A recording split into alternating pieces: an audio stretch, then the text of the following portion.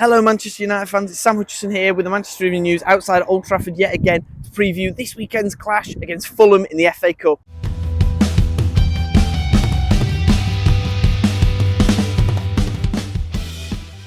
As for team news, Casemiro starts his domestic 4-game ban for that red card against Southampton last weekend, which was his second of the season. Anthony and Garnacho are also unlikely to feature after both missed the midweek game. Anthony missing with illness and Garnacho missed with that injury that he sustained in that game.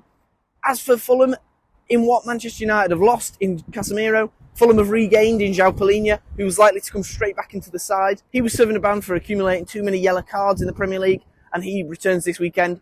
So that's really going to give Fulham an advantage in that midfield over Manchester United. Willian, Niskins Cabano, Tom Kearney and Livan Kazawa are also likely to miss out. As for this game, Manchester United, the real issue is there that Erik Ten Hag's got to find a way to replace Casemiro in that midfield.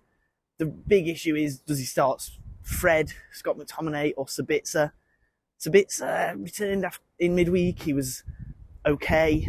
No one really stood out in that game against Real Betis, so it shouldn't really be an issue, but he doesn't really need to rotate the rest of the side.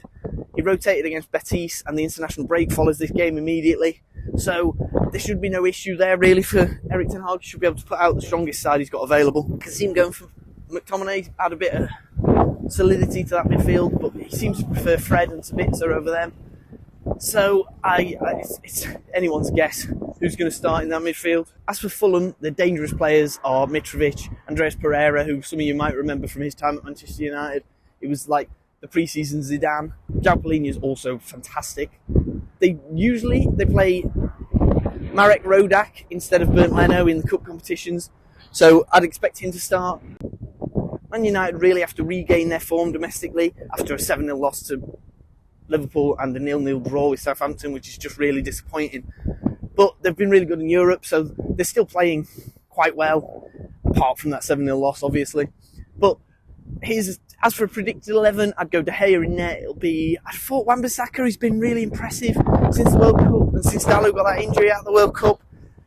I'd go Varane, Martinez at centre-back. There's no point in going rotated in there. Luke Shaw will return at left-back after Malacia replaced him in midweek.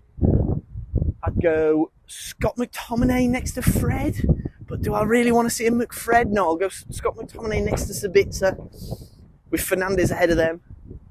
And then on the wings, I think Pellistri was quite good on his first start in midweek, so I'd give Pellistri another start. I think Rashford will start on the left, and I think Weghorst is probably in line for another start, even though he's been quite disappointing. Anthony Martial's not fit enough to return to starting 11 yet, and I just can't see it really working out like that. As for a score, it's at home. Manchester United have no reason to rotate, really. I can see it being a 2-0, 3-0 win. Mitrovic hasn't yet scored this season in the FA Cup, so I don't think it'll be that big of an issue. So, Manchester United fans, what do you think might happen in this game? Make sure to let us know in the comments. Keep it locked to the Manchester Evening News for any more Manchester United updates. And see you next time.